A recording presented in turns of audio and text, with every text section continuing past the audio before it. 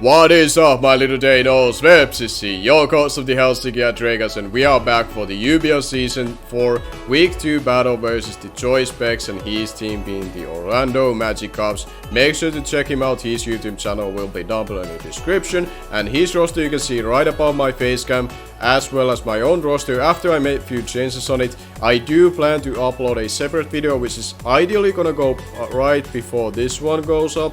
But of the chance that I still am battling through my fever and flu, maybe I don't end up doing the video until I actually have cured from that completely. Because right now I'm doing this battle, I'm still trying to do this as a live commentary because I screwed the last week one up, and I really don't want to have another post commentary yet again. I do want to provide this as a live commentary, but it might also mean that I have to maybe postpone the transaction video, but hey, that's not here and there. Let's just go through my battle in itself and let's just get this over with, just for my sake, cause I really don't feel like playing, but because how my opponents and my old schedule is working out, this might be our best chance to do it. So I'm gonna battle through this, and hopefully everything goes better compared to last week when I lost to my timer running out, which I definitely try to remember going to this one, that I don't lose to the timer again. But now, let's focus, let's think about and go through the actual team itself, what I'm gonna be bringing before I connect with my opponent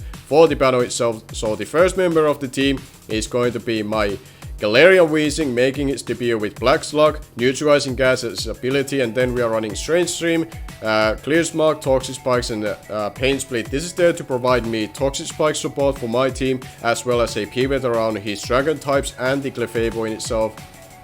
In a pins, this is sort of like mixed defensive Weezing. I'm not gonna go into detail, but there are a lot of different IVs here and there that I invested on this. The primary thing that you need to really know about is that it's gonna be supporting our next member of the team, combined with the Toxic Spikes to make it even bigger threat versus him, which is going to be my Gengar, which is gonna be running Sludge Wave, Shadow Ball, Venus Shock, and Dazzling Gleam. The Venus Shock is huge, combined with Toxic Spikes, so I can get that 130 base power move as a poison stab to hit through his team. He only has two ways to avoid Toxic Spikes to be able to affect this move, which would be through the Pelipper being part flying type and able to avoid Toxic Spikes recall, as well as the Togedemaru being his part steel type. But I have other ways to deal with the Pelipper to get it on a timer. You're gonna see that from my Seismitoad carrying Toxic, so I can still provide that for myself as a support if I need to. And when it comes to Togedemaru, I have other ways to deal with it, and it's not the most bulkiest thing in the world to really take me out. Like, it's gonna get two-shotted by Shadow Ball even if it's max HP. So regards to the item, I am Poison Bomb to boost up my poison type attacks, so it's gonna make this thing very powerful once the Toxic Spikes do go up. And because this is pre-home, Pelipper does not get access to defog, so once I get those up, they are there to stay for the remaining of the battle, and then Gengar can really go in versus him ideally. So the next member of the team is going to be the Seismitoad, which I touched on briefly, and it's going to be running the Earth Power, the Toxic for the Pelipper, Stealth Rocks to provide more hazards to our team because he doesn't have a remover, and Protect to be able to stall out rain turns, gain a little bit of recovery, or rack out the Toxic damage as well, like all combined to it in ideal situation. And then we have Water Absorb as well, of course, to help provide us a water immunity versus a rain team, and then we are running Leftovers as a form of passive recovery through the item in itself. And that's basically the Seismitoad. It's physically defensive. I don't think it has any specific IVs, otherwise it's very basic what it's there to do, but hopefully it's gonna do its role well, what I need it for. And then we are running a dual dance, one of our newest members of the team of being Alcremie, with Training Kiss, Acid Armor, Calm Mind, and Recover, with Aurora Veil as its ability, which prevents any taunt shenanigans. It's basically the same ability that Aromatisse always has, so that's pretty good reminder of what that ability does. And then we are running one of the newest items in the game, which shout out to good buddy of mine, Burn, who actually mentioned me this item as a newest item that we got in this game, which I wasn't aware about until he mentioned to me, as he was asking my help for his draft league battle. And he happened to also had Alcremie on his roster, and this was actually an item that I recommended him to run on it, and it actually gave him a 6-0 sweep with this particular set. So I do plan to do that myself if I can, but even if it doesn't end up sweeping, it can still wall the Ludicolo to death. Because the item provides me a way that I don't take as much from serves or hydro pumps or whatever water stab he will be running under the rain in itself. So that is going to be the Alcremie, and then the second last member of our team is going to be our Noivern, coming yet again with Frisk ability, and we are running dual stab in Hurricane and Tracker Meteor, Flamethrower for the Togedemaru and U-turn for momentum, and we are also running Choice Scarf this time around as is the item, providing us speed control. Even if Ludicolo happens to be under the rain, I can still outspeed it, and I still outspeed Dreadnought under the rain. I outspeed Poltergeist if it's able to get a Shell Smash off, as long as he's not like weak armor, and then get more speed boost from that. But the Poltergeist, I'm not too much worrying about this thing having to 1v1 it. It's more so there to provide the speed control through the weather abusers, as well as a +1 Komoa if it happens to get a Dragon Dance up in itself. So that is going to be the Noivern, and then the last member of the team is going to be the one that hopefully can deal with the, or it's definitely going to be able to deal with the Poltergeist. It's not even if, it will deal with that thing and make sure that I don't get swept by it, because we are running a Assault Vest Obstagoon this week with Guts as its ability, and then we are running Knockoff, Gunk Shot, Ice Punch and Thunder Punch, providing us the better coverage versus his team, and Knockoff just there to be able to knock out the Poltergeist even from full, so that I can actually beat it 1v1. Like the way how I designed this obstacle was that I wanted it to be able to always check even a Life Orb Modest +2 Poltergeist when it's hitting me with a Giga Train, and even if he happens to get a crit, I will still leave it after Stealth Orcs easily. So that's how ridiculously bulky I designed this obstacle to be, but we are still adamant max attack, so it's not like we are gonna be weak on this matchup. We can take Moonblast from the Clefable and 2-shot it with Gunk Shot, most of the time assuming that we do land both of those hits. Knock on wood, we do land this if we have to go for that. And then we just have a couple of elemental punches to hit his other things on his draft in itself. So that is going to be the team, and now I'm gonna be going to the Discord and actually connect to my opponent and start figuring out this LAN setup again with chest timer shenanigans, and hopefully this time around it won't take as much to set it up in week 2 like it did week 1 with Root. But until we are back here with the battle, I'm gonna make a cutscene through it, and I'll let you guys know that once we are back into it. Alright, we are finally connected with our opponent here. It took a little bit, but thankfully we got it working, and let's just see what my opponent decides to bring as we get into this. I'm expecting the Raincore to come, but let's see. I need to click X again. I always forget this. So we see Komodo, Dreadnought, Clefable. Gonna put these in real quick. Dreadnought, Clefable. Need to be quick. Poltergeist, Ludicolo, and Pelipper. So not terrible, honestly. I have pretty much every Monk covered on my team. The biggest issue would be the Komodo and Clefable, depending on what set they are running. But I'm contemplating later with my Noivern, just to be able to intensify any item that he has. So I'm gonna stick with that plan. I could have led with something like Galarian Wheezing or my Seismitoad to get my hazards early, but I feel like being able to intensify immediately when it's in front of me is a lot more valuable to me, and it should be more manageable going into the battle, because if Clefable happens to be its lead, I can tell its item immediately and I can swap into Wheezing. For example, Komodo I will most likely force out, and versus Pelipper I can U-turn out.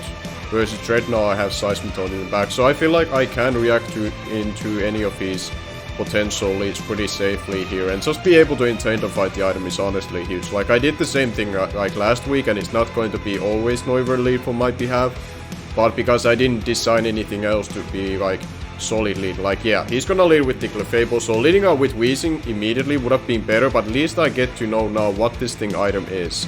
Let's see. it's leftovers, so it's more supporting Clefable. So this could be his Stealth Rocker, so I'm just gonna immediately anticipate that to be the case. Even if he goes for a Psychic type move, my Weezing has a little bit of speed investment on it, so I can a following turn just to be able to get my Toxic Spikes up still, and that's primarily what I need Weezing for. And honestly, this, I feel like he could have other rockers as well besides the Clefable, but based on how he led with it, I feel like that would be his play. So I'm gonna just go into Weezing immediately, not waste time. I definitely may have to make sure that the timer won't be an issue. Let's see if he tries to predict. He could run Psychic for my Weezing, and yeah, he's gonna go for the Stealth Rocks immediately, just like I thought, to be honest. So I'm able to just go for my Toxic Spikes here on this turn. Like, I don't mind rocks on my side. I do have Noivern that has to get crippled by them. But other than that, I should be good to go here. So I'm gonna get up my T-Spikes here. Not gonna worry about it too much. Because primarily the Gengar should be able to put a lot of work versus him. The only answer that I saw that he brought could have been Kommo-o with Bulletproof for my Gengar, but even then, now I'm getting my T-Spikes up, so the Winner Shock will be stronger versus it, and I also have Dazzling Gleam on it just in case if I need the extra power push from times for effective hit coming into its way. It's nice that he doesn't have Goodra, so he only brought one of his dragons, so I'm able to probably withstand that a lot easier, and especially the Dreadnought should be shut down completely by my Seismitoad, unless he's running something like a Gastro Acid Dreadnought, which would be a threat, but he does swap out. I'm curious to see what is his initial play to this. It's going to be the Pelipper, okay. That ain't bad, and because the neutralizing gas, the water type attacks aren't actually boosted right now, and his Hurricane is not actually accurate until I swap out, so that's pretty interesting. But I don't plan to stay in because I do need this thing healthy, so I'm gonna go into my Alcremie here, because it's especially defensive here, and he doesn't really actually have really good ways to force it out, barring something like a Dreadnought in itself. So I'm able to just go into that for free and just go from there. If he goes for attack, I have reliable recovery. I can set up on this thing if I need to, but I do anticipate him to click like water type move, or he's gonna be clicking U-turn, which both of those things I can take with my Alcremie, and I do have the utility umbrella, which will help me to take the water type attack a lot easier. But it was pretty cool to see that how the ability worked on Weezing on that turn. He does get the burn immediately, which does suck, and honestly that pretty much forces me to immediately go for recover. But so that's unfortunate that he gets the Scald burn immediately, but I suppose if he has this thing running Scald and potentially the Ludicolo as well, maybe running Scald, it was eventually going to happen. But it would have been nice that it didn't happen first time, but it's okay. We can just recover on this turn. I don't really have to think about this play, so thus far I feel like, I haven't checked my timer yet, but I feel like I've been able to manage my time pretty well from here on out. And I am curious to see how he's reacting with this thing. Does he stay in? Or does he go for... Okay, he does go for the Hurricane, but he misses because we have the Utility Umbrella. It actually works pretty cool for that as well. That's pretty rough for him. I'm gonna go for the Calm Mind immediately, because now I can start 1v1ing this thing, or whatever will come into my way. So, Utility Umbrella coming in handy right there, and I feel like my opponent is very much off guard by it. It might be thinking that it's a Bright Powder, but it's not Bright Powder set. We are running the Utility Umbrella. I knew it affects the attacks, and that's probably what it is there for, but now that I saw it missing, that it actually makes sense, that it actually means that his Hurricane is 70% accurate versus me, which is really cool. It's really cool. I love it. I love it. Come on, let's go, Alcremie. This is what I have you here for. You're gonna be able to wall these things. Okay. This might be a speed tie, because I outsped him, right? Unless he has like Whirlwind on this.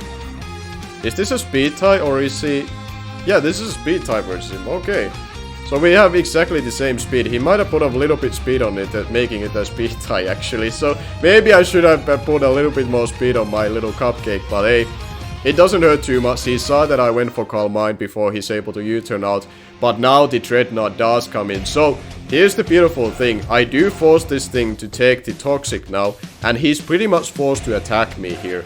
And I have Seismitoad in the back as a perfect counter to its dual stab. Me being able to be immune to one of them and being the water type stab. And I also have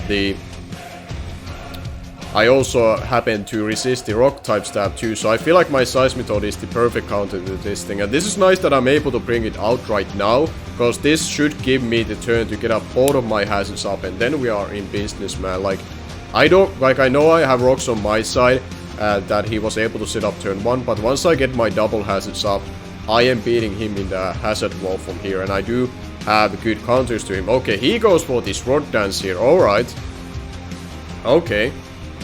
That's a little bit worrisome, so I might have to attack what is in front of me first before I try to do anything else. So I think I will do that. Yeah, that's interesting that he went for that. Should I attack what is in front of me, or should I go for the Stealth Rocks? I feel like I can get up Stealth Rocks later, so I'm gonna address the threat in front of me. I'm not gonna mess around with this thing. If he happens to swap out, so be it, but I'm not gonna mess around with this threat now, cause the annoying part is that if I allow this thing getting out of hand, like it's now going to be, going for the attack, yeah, that did a good amount of damage. Yeah, we cannot deal with that. We are gonna go for the Earth Power. This should do a good chunk. Alright, and I believe Galeria Weezing is gonna claim the kill, so Seismitoad being a beast ate that hit like a boss, man. And now Galeria Weezing can claim that indirect kill with the toxic spikes, man. Immediately they came into clutch, so there we go. Alright, so that was one of the things that he had an immediate response for my Alcremie now being dealt with, so that's really huge. I wasn't able to get my Stealth Rocks up, but based on how much that damage that did, and he wasn't even life form, I do think I made the proper play of addressing what it was in front of me and not having to risk Neuver having to come in already and go for Sword Dance to try to beat that thing. So we are up to 6-5, which should be really nice going forward here. And now I can go for the Protect to gain a little bit extra chip on him and gain a little bit of recovery. And I have only used 1 minute thus far, so I'm really happy how I've been able to utilize the timer thus far compared to my opponent. Now I have to just keep it up. He's gonna go for the knockoff. Okay, that might be an issue, that if he's able to knock me off. Alright, that I have to admit, that's an issue. But I think I can still manage it. I think I can still manage it. So Alcremie, unfortunately your Umbrella might be knocked off right now, but I cannot allow anything else to be knocked off. But thankfully I do have Noivern as a choice card first, so even if this means that Alcremie cannot 1v1 this as far as I would like it to, I still have speed control for the late game. So now it's a matter of just be able to break down his team with my Gengar once I position it properly. And I still have Obstacle to deal with the Poltergeist in the back. So hopefully he doesn't go for knockoff again. He might go for it because he was adamant about doing it last time. Nah, he goes for the Giga Drain, so okay. He's gonna be able to gain a little bit of recovery from there. And I'm curious to see if he does go for the...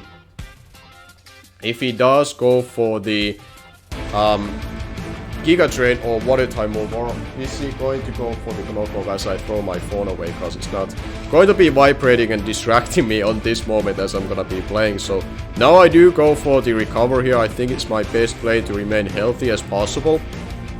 So I'm not gonna think about this too much yet again.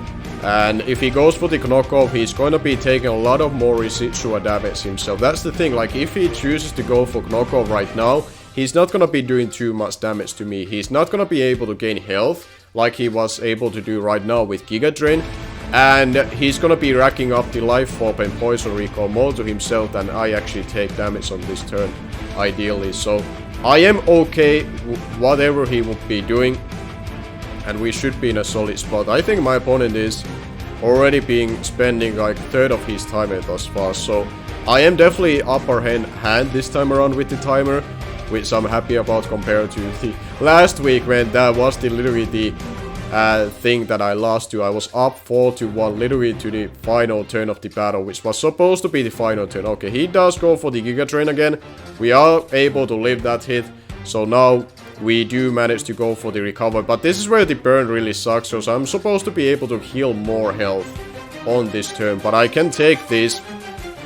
And his rain is gonna be stalled out quite quickly. And now it's going to be run out at this point. So even if he happens to stay in, he's gonna be losing recall on this turn. So I'm gonna keep going for the recovery so I'm able to keep myself healthy.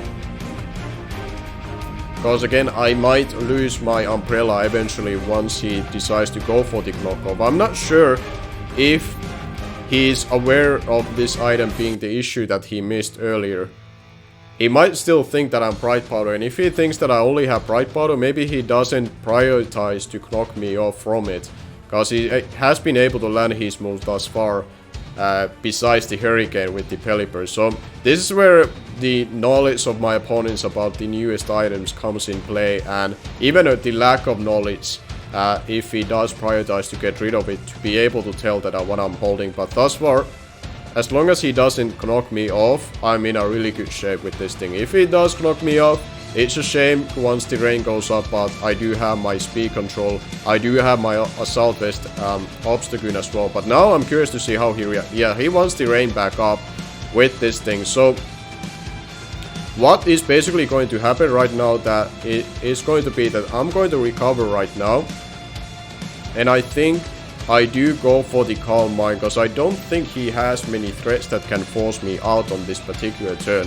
If the Ludicolo comes in, I can 1v1 it once I have Calm Mind up. So I think that is always going to be my play. My opponent is running at already 3 minutes and 45 seconds himself, and I'm still sitting in 8-minute plus timer myself. So I'm sitting in a good position as this is again funny that this is clearly a speed target, because I felt like last time I didn't outspeed him. Or maybe I'm just a puncher, maybe this wasn't ever a speed target. So he does go for the Hurricane here. Okay, interesting play. I think what I want to do is that I do wanna recover on this turn. Yeah, I do recover here. I just want to make sure that I'm as full health as possible if he happens to swap out. So I'm as healthy as possible dealing whatever would be coming here in. And if the Komodo happens to be physical, I should be able to take the hit. If the Ludicolo comes in, I'm already at +1. The U-turn will do very little. The burn will do 6% adding to this. And everything else, like even the Clefable, if it's defensive, if he's not set up, he cannot beat me right now. He's really struggling with this Alchemy. I haven't even set out my biggest threat just yet. Okay, he is trying to break me with this thing. Alright, the T is in, but I'm not going to allow him to try to bypass me with Shell Smash. I'm gonna swap out immediately to my obstacle. Immediately. Like, this is him reacting as desperate, and I have a hard counter to this. Even the Stealth Rocks are up. I'm an Assault Vest obstacle, so even if he goes for +2 Giga Drain, I will proceed to lift the hit for sure. And if I'm able to, this is similar to Dreadnought, like if I'm able to eliminate any of his way to break my Alchemy, I'm in a very good shape for late game, because that Alchemy looks to be a mod that can definitely beat my opponent. And I'm putting, like, this is already second time, like I mentioned about like the Dreadnought earlier, I'm pushing the buttons for him to having to react to my Alchemy. And I don't have to think about this play. I'm going for the knockoff. He's already committed thus far. So if he happens to swap out, he's already lost pretty much 1/4 of his health thanks to the Toxic Spike. So I am just putting him in a position that he doesn't want to be in. If the Clefable comes in, it's going to lose its leftovers. And again, he's only losing health at this point. So I feel like I'm in a very solid spot. And if he banks on killing my obstacle from here, I'm able to claim this mana right from him and then be up 6-4. So let's see what he's gonna be doing here. He's gonna go for the Giga Drain. Let's see how much this is gonna be doing. It's not gonna even do half, man. Obstacle, the fucking goat, man. The goon is in. Let's get rid of this threat right here. There we go. That's a 1-hit KO if I ever saw one. Critical hit. Didn't matter, I was always killing you. I was max attack, adamant obstacle. Oh, he was focus sash too. And that's basically one of his biggest offensive weapons that he still had left. And now the Komodo comes in. Okay, here comes the Komodo. I'm going to hard swap into my Whizzing cause that thing has clear mark for this thing. I'm still at full, so I don't think, unless he's belly drum, he cannot break through that thing immediately. And by the way, the Omni boosting signature move that the Komodo has access to the in this generation, that is not allowed this season in the UBL. So because of that, I don't have to worry about like Omni boosting Komodo at all. He can still set up with Bellytron, which this could be that kind of set, based on how he just made that play. But we should still be in a good shape. I'm gonna be going for the Strange Stream right here. I do have Choice Scarf Noiver in the back, and if the rain happens to be still up, if something goes wrong here with my Galeria Wheezing, which Winston, I just knocked on wood to make sure that no funny business happens here, and you can 1v1 this thing. Let's see, here's the belly drum set. Alright, this shit is about to go down. First it was Shell Smash, Poltergeist, and now his another big threat is in the game, and it's going to be a Salakberry, isn't it? Yeah, that's a Salakberry. Is he even able to live 2 hits right now? Let's see. We break the substitute, which is huge that we did. That was huge landing. Let's go, Whizzing. That's what I like to see. We are landing our Strange Streams right here, and we are back at full. And basically, all I need to do is click Clear's Mark right here. If he happens to even live that, okay, he lives it barely, but I can click Clear's Mark here basically. If he happens to take me down, so be it. And he does pack the Iron Head. So I'm sorry Winston, but you did your job. You 1v1 his huge threat in Komodo, and there was no other play I could have done at that point. And he should be going down to the Toxic, as well as the Rain will be going down on this following turn. So he doesn't have too many mons left at this point, and basically what I can do is that I can go into my, I think I go into my Alcremie basically here. Or do I go into my Gengar? I could go into my Gengar, but the Pelipper is too healthy at this point. Maybe I go into Obstagoon. I think I go into Obstagoon so I can land a huge hit on the... No, I go into Alcremie. Alcremie is my play.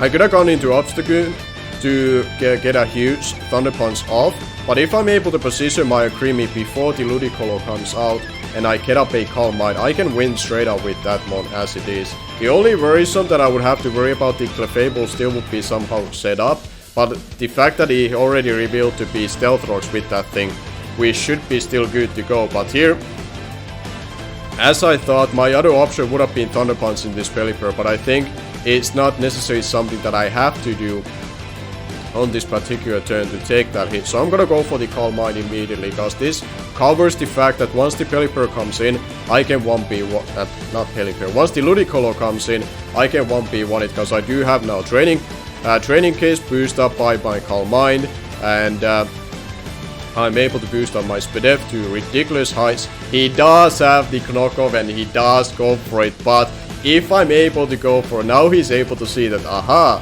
it was Utility Umbrella. What is that item? Well, he has to figure that one out after the battle, but now I think I do go for the recover, because I am somewhere a little bit lowish about my health, so I want to make sure that I'm as fully healthy as possible and I can go from here.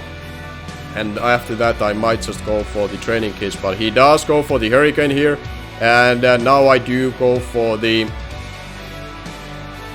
I think I go for the Training Kiss just to ensure some damage on this Ludicolo, and then I see how he proceeds to react on this. So now if I'm able to gain some health back and do some damage on this Pelipper, it means that also my other things... Oh my god, that did so much damage. I don't need to click recover when I can click Training Kiss and I gain my health, and Pelipper went down. Now it should be in a range of Thunder Punch for my Obstagoon, and Sludge Wave for my Gengar should be doing good chunk as well. I'm gonna look at my notes, like how much Pelipper was taking from Sludge Wave. Even if he's max HP, max BDF, he would taking over half of my slot sway. I don't think based on how much he did or he took from that turn, I don't think he's going to be that. He's also rained this Ludicolo and not Swift Swim, so that's interesting. That means that my Gengar is able to outspeed his entire team, so I'm gonna start doing some damage here. I don't think I have to worry about anything else. Let's go, Alcremie. This is what you're here for. He's gonna go for this Scald. It's gonna be doing now more because of our Umbrella is gone, but it's okay. He is taking that recall, and let's give it a nice moose on the right on the peak in itself, and that's a solid hit. We are able to gain a good amount of health from that turn, and he's gonna be gaining a little bit health from the rain dish, but I believe the Tox is gonna be racking out to the point that he's gonna be losing even more health from there. So now I do go for the training kiss again. I don't have to worry about trying to set up. Let's finish off this Ludicolo, so only Pelipper and the Clefable will be remaining. I think already at this point Gengar should be able to clean up, especially because this thing is the Rainy Dish or whatever, Rain Disability in itself. So he's gonna be able to do that, but now we are able to gain a little bit health on that turn, just to make sure that we are able to be somewhere about half. Yeah, we are about half health at this point. So if the Clefable doesn't have anything for me at this point to prevent me to just set up on its face, we are in a position to be able to beat this battle with Alcremie. Like, Gengar is still sitting in the back. Norven only got to U-turn thus far. Seismitoad did its job basically, just 1v1ing that Dreadnought. Weezing is already down in the back, but he prevented one of the biggest threats to be able to do anything versus us, and he does bring the Clefable in. I'm gonna go for the recover. I should be able to outspeed you unless you have speed investment, because Alcremie is a little bit faster base speed wise than Clefable is in itself. So I can just go here, go for the recover. I don't anticipate a setup move from him. Yeah, he's gonna be going for the Moonblast at this point, which is totally fine and a fair play for him to do. He does get the special attack, which is unfortunate, but we should be in a okay shape still. I could try to swap into my Gengar just to speed up the progress at this point, which is something that I could honestly think about doing, but if I do that, I could be potentially losing the game. So maybe I try to pull this one off with Alcremie. Let's try to pull it off with Alcremie. I'm going to see how he's gonna be reacting to this. I will consider swapping out if the timer is gonna be running down, so I can actually finish this off 5-0 instead of like timer wise being a lower differential win for me. So let's see. That's gonna be doing 21-ish. Alright. And I'm gonna go for the... I'm gonna engage the damage here. If I'm able to start doing decent damage already at this point, I might sustain. But if this is gonna take too long, I might just hard swap into my Gengar from here and just go from there. Yeah, that's not gonna be really doing too much to me. So he's gonna be keep going for the Moonblast this here. And let's see how much is he doing. Yeah, I think I'm gonna make this swap into Gengar. It might be a throwaway at this point, but I feel like Alcremie will secure the win regardless. But I want to speed up the progress at this point to make sure that we can win.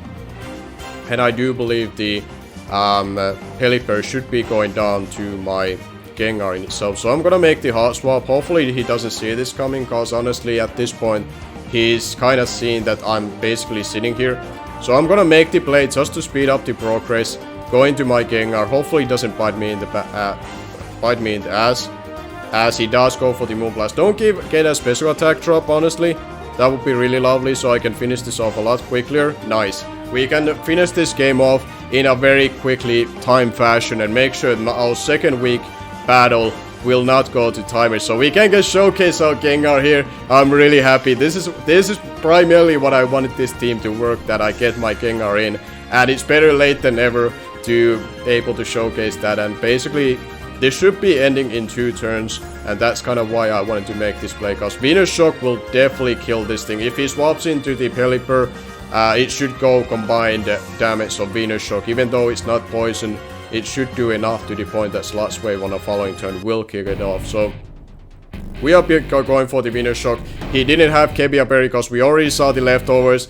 There we go. Gengar gets the first kill of its season in his debut. for our team in the UBL Season 4. I'm really excited to use Gengar. I picked it up from pre-agency because I believe this mod is going to be a top threat for opposing teams to deal with, thanks to the fact that Pursuit is not got any more ghost types like Gengar can just go in versus teams. And there we go. I'm gonna click Sludge Wave. That should be in a range that even a max HP, max PDF Pelipper, I would like to think that's in a range of dying it. That looks to be like 55 to 56%. So let's finish it off in a style. And there we go. That's how you start off the season after timing out the first battle. That's more like it. I managed my time a lot better, and we get a 5-0 win over TheChoiceSpecs. Make sure to check him out. His YouTube channel will be down below in the description. Good battle to him. We were able to really manage this connection together pretty smoothly fashion compared to how it normally takes for people to get this going with. So thank you to him. Be able to work this out for me this week, and also thank you for the flexible schedule that he had, that he was able to have it on time with me where it wouldn't be too early or too late for me, because we have like 8-hour difference between our time zones. But that will be our week 2 battle. Week 3, instead of going up against Goldoa Dragon, we are gonna be going up against one of our oldest rivals from the UBL D-League days. We are going up against Skyrender because he took over for Goldoa, who had to unfortunately drop from the league for the remaining of the season. Hopefully we get to see Goldoa in future season UBL, but for week 3 we go up against Skyrender, and I'm really pumped for that battle. Hopefully you all as well, and until then I'm gonna be seeing you guys later.